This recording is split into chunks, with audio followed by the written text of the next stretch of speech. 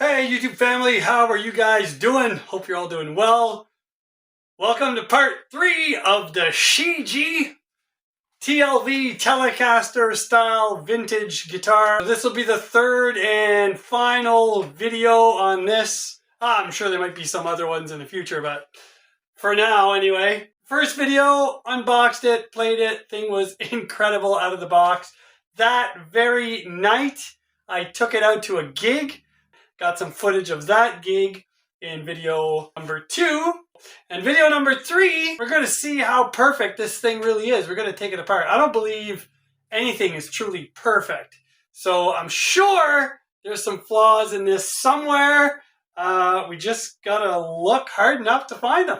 But I'll tell you what, good luck finding anything at this price point this good. Someone mentioned during the unboxing video, oh, I wish you would have played some slow blues in the neck position.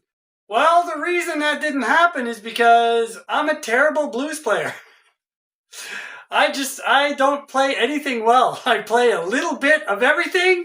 I can do a little bit of blues, I can do a little bit of country, I can do a little bit of rock, but I am literally a master of none. Nothing I do on this guitar is going to really do it justice, but I aim to please, so neck pickup. Oh, thank you very much, TCDG Guitar Lessons, for the backing track I'm about to use on my video. A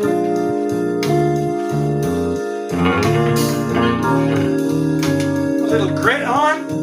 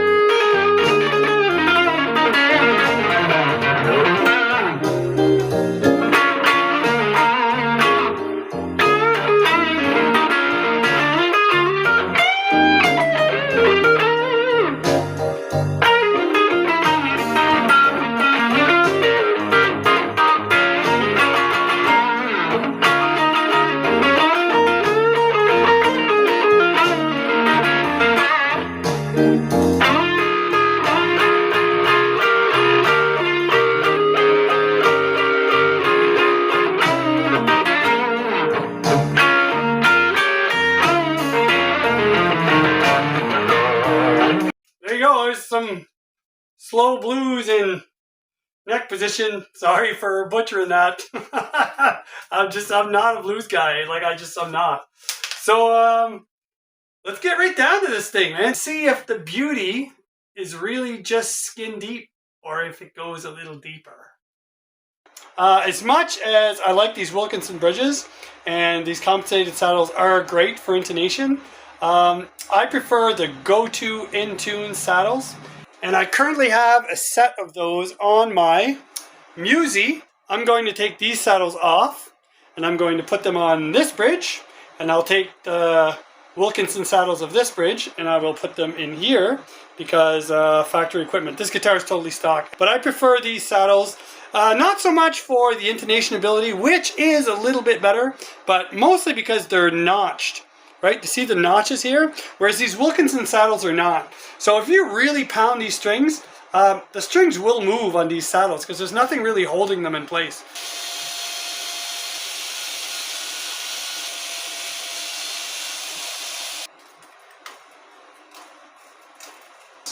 First thing I want to see is when we push these strings through like this, if any of the ferrules in the back fall out, because that happens on a lot of guitars. And nope. No sir, they're in there. They're all recessed and they're flush with the body. Just going to bring you over here to the headstock. We're going to start here first. So like I pointed out in the first video, this is a butterfly style string tree, but it's actually rounded on the surface that makes contact with the string. You would see this, right? It would look like that and the strings pass through those loops or whatever, right? But if you were to look closely underneath where the string passes through, there's a bow in it like this, right? So underneath, it's not flat from the front edge to the back edge of the string tree. It's actually like bowed inside. When the string's passing underneath, it comes from the nut to the tuner. It doesn't touch the edges of the string tree. Those are okay. I don't mind those string trees. The other thing I like to check when I check out a guitar, whether it's cheap, expensive, or whatever, is if there's any play in the buttons. And you can tell when you move them like this, you'll feel it. So one thing I notice about these tuners is there is zero play in these buttons, which is a good thing because you can't adjust these, right? There's no adjustment screw in the ends of them. And they all feel identical. On some guitars you have one tuner that's kind of loose and one that's tight and then you have to use these little set screws to kind of regulate them. But on this one, they're all perfectly the same. There's no variance whatsoever. So, and there's no play. Back and forth, side to side, or rotationally. So, that's good. So these are Wilkinson Deluxe tuners. I don't know if you guys can see that in my camera phone there. You guys can chime in if those are a good tuner or not. I have no idea. It looks to be a little access hole here, so you can actually lubricate these. The other thing I like to do is check the post to see if there's any play. And there are not. They're perfect. Super stable.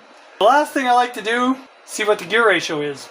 If you're here for the first time, you're probably an owner of a Shijie guitar or you're probably curious about them. So, hey, let me know in the comments what your thoughts are. So here's what I do. I'm just going to wedge a toothpick in here. Alright, so the toothpick right now is pointing directly to the edge of the headstock. And I'm just going to take my winding tool. I'm going to put it like this, so that the winding arm is kind of to the top. So every time it comes back to the top, that's one full rotation of the tuner. And then we'll see how many rotations of the tuner it takes me to get one rotation of the post. And that's our gear ratio. So 1, 2, 3, 4, 5, 6, 7, 8, 9, 10, 11, 12, 13, 14, 15, 16, 17, 18, 19, 19 to 1. Nice. Looks vintage, but definitely not a vintage ratio. Let me get you a close-up of these frets here. Look at that. Yeah, you look at the wear and tear on these things since I've been playing it. They almost look like they're rounded ball-end frets, but they're not. They are filed on an angle, and then they're polished almost to a nice rounded edge, and there's like no tooling marks on them whatsoever. And this neck has some amazing figuring in it. Just beautiful.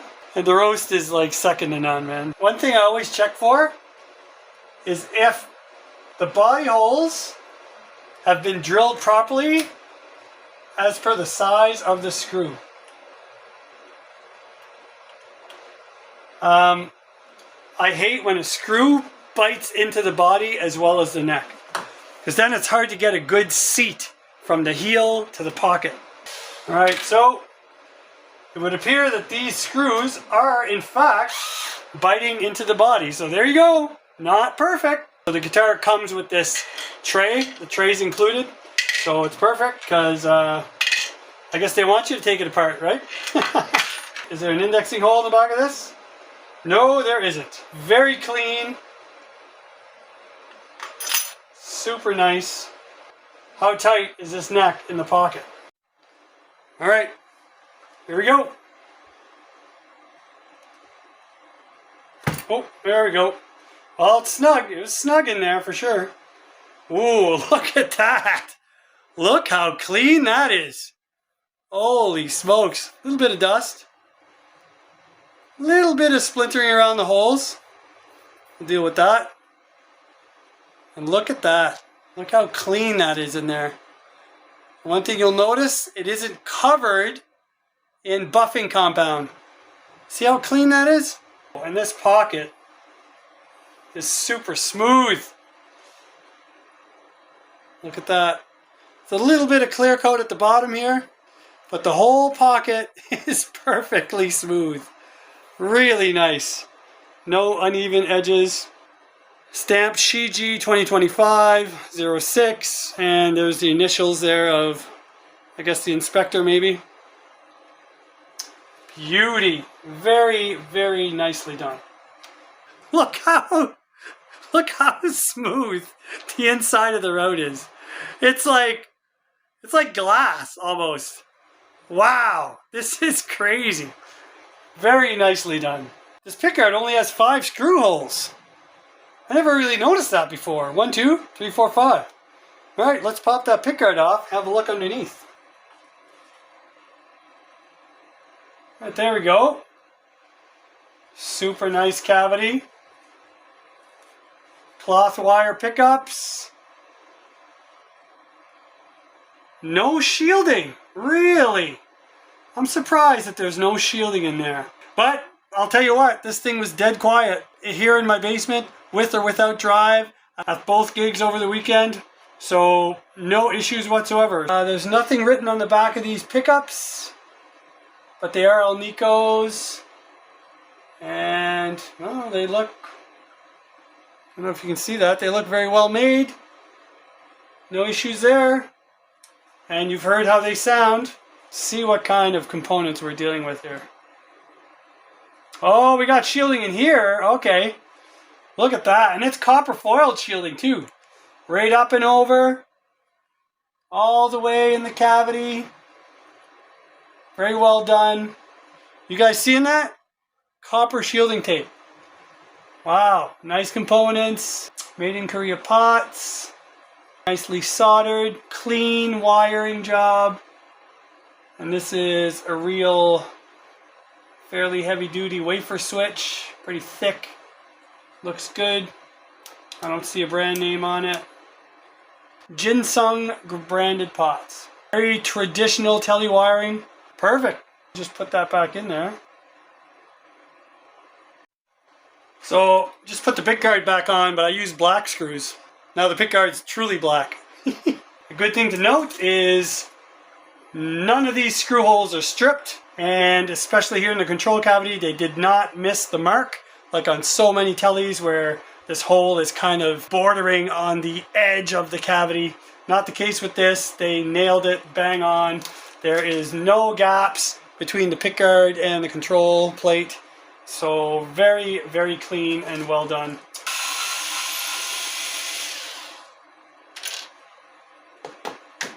Let's see what we have here.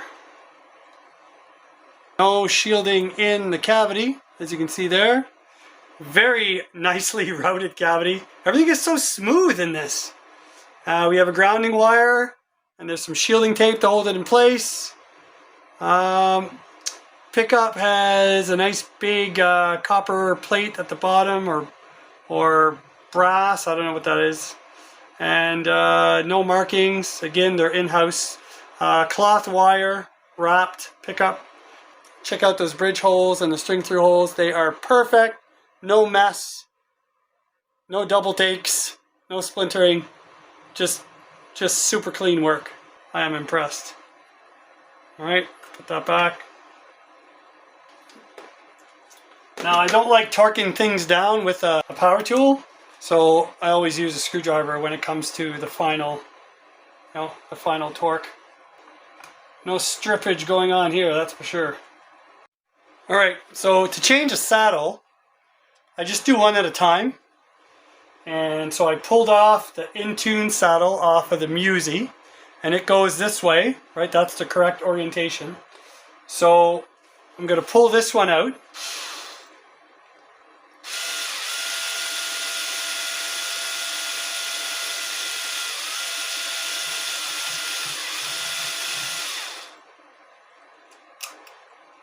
Okay, just like that. And don't worry, there's lots of room between the drill bit and the body of the guitar with these bridges, so there's no chance of contact. You want to keep this in the correct orientation because I'm reinstalling it. So it came out this way, it's going to go in that way. And then this one will go in its place in the staggered position that it was, so my intonation should be fairly close. There we go.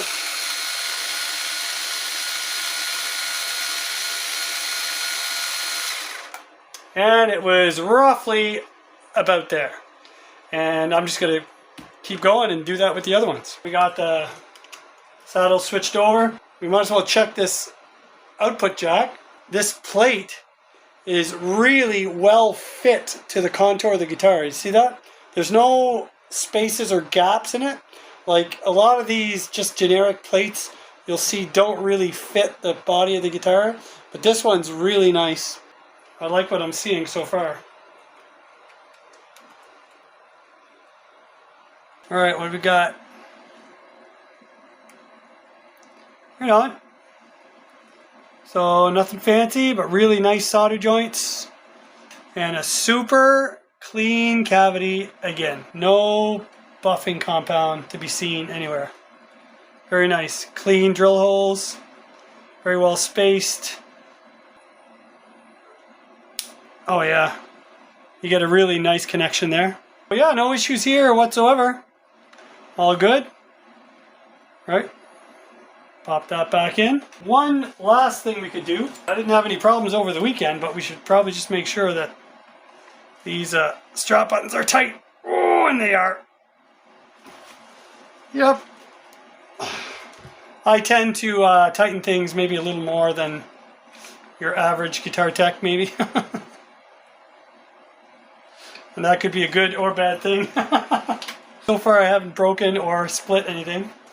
So it's good. Wow, I like this neck pocket. So there was only two things that I wanted to do to the body. And one was just to put the different saddles on. And that's done. And drill out these holes so that the screws are not threading in there.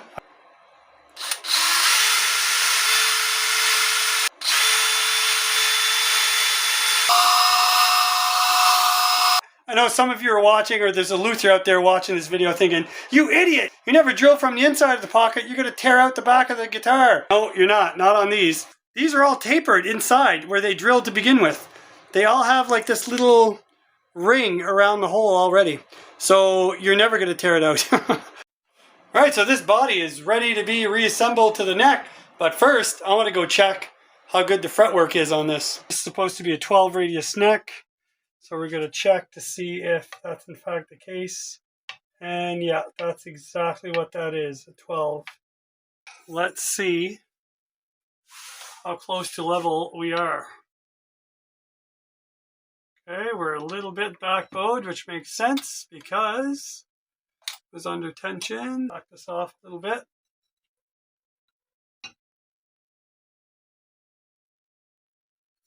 A little bit more. There we go. We have a level neck. But do we have level frets? Let's see what we got.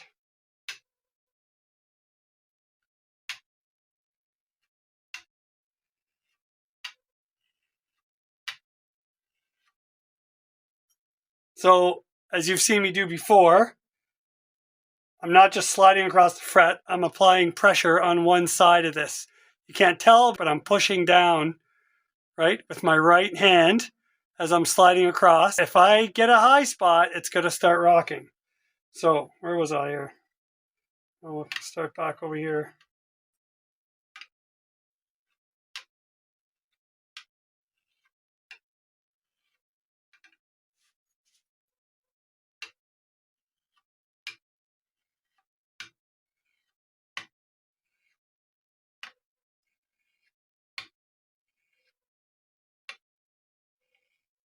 Now, there's two different people watching right now. There are those of you who are like, please let there be no high frets. Please let this be an awesome guitar. And some of you are saying, oh, come on, where are the high frets? I want to prove to you that Chinese guitars suck. Well, I'm sorry to disappoint that second group. These frets are absolutely perfect. Not a single high spot anywhere. Let's go put this back together. All right, these are the vintage style tuners. So how do you restring that? Some of you might be asking. Make sure you're tight. You know, the string's all the way taut down at the bridge. What I do is I put my index finger on whatever post that I want to string. So this is the E string, like this. And I put 3 fingers wide, and then take that position right there. We'll snip it.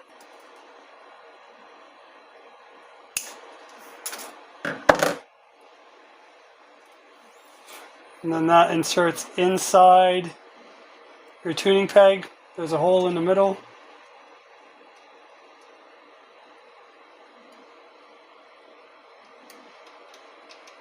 All right, doesn't go very deep. And then kink it, and then just wrap it.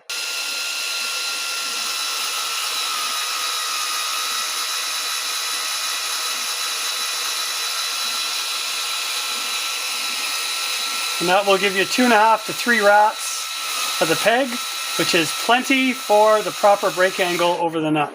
See?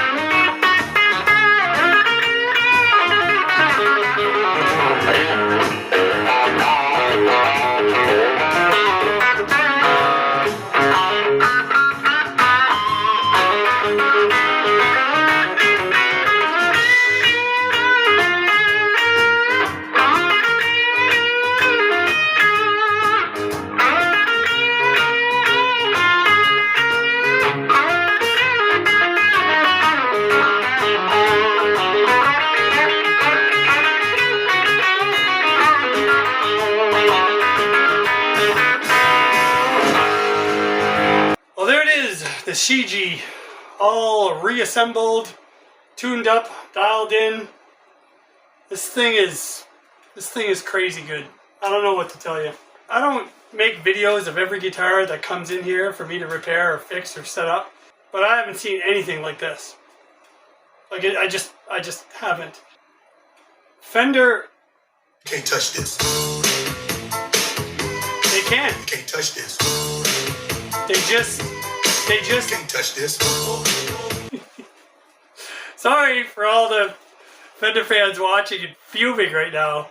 But look, I'm not making this up. The cool thing about paying for the stuff that you review, not getting it sent to the channel for free or whatever, is that you can tell the truth and you're not hurting anybody's feeling. Shijie got their cash. I don't have to be extra nice, but you guys saw the teardown. This thing is unbelievably well built. It's ridiculous. From the materials to the hardware to the electronics to even their in-house pickups to how it comes back together. Do you guys ever set up a guitar and it just fights you every step of the way? Like intonation, action, it's just buzzing. It's just always something. This thing wasn't like that. It's just dialed in. I can't explain it. This thing is what a Telecaster should be, out of the box. Plus, guitar aside, they go ahead and throw in a hard padded case. This guitar cost pretty much exactly the same, just south of $1,000. And on this guitar, if you haven't seen the videos, go check them out, because I had to do a ton of work to this thing. A full fret level, I had to change the nut, I had to change the tuners, the original ones suck, I changed out the bridge, and I changed out the switch. For the same amount of money, maybe a couple $100 more, I could get this, which is gig ready perfect, right out of the box, from another continent. So if they can do it, other manufacturers can do it too, and my question is, why aren't they doing it? Why are they not doing it? Why am I fixing all these major brand name guitars in my basement? Why do I have to set them up? Why do I have to file the nuts, set the intonation, the action, file frets down, crown and polish? Why am I having to do that on a brand name guitar? I don't get it. These guys can do it. Why can't these guys do it? Who's been in business longer? These guys. Who's had more R&D, research and development? These guys. Who's had more experience in guitar building and design? These guys. Let me be clear. I have nothing against Fender. I love Fender guitars, especially the Telecaster. That's my weapon of choice. Do you understand? What I cannot stand behind is the prices that they are charging you and I for what you are getting out of the store or out of the box. It just doesn't add up. That's it. That's the only qualm I have. I don't mind filing nuts, filing frets, crowning, polishing, setting intonation, action. I don't mind doing that stuff. But I mind doing that stuff when I'm paying $1,000 for an instrument and then I gotta pump $250 to $300 more into it just to get it at this level. Am I the only one who feels that way? Like maybe I'm just different, right? Maybe I'm missing something in the big picture. Maybe the big names have expenses that these guys don't have. I don't know.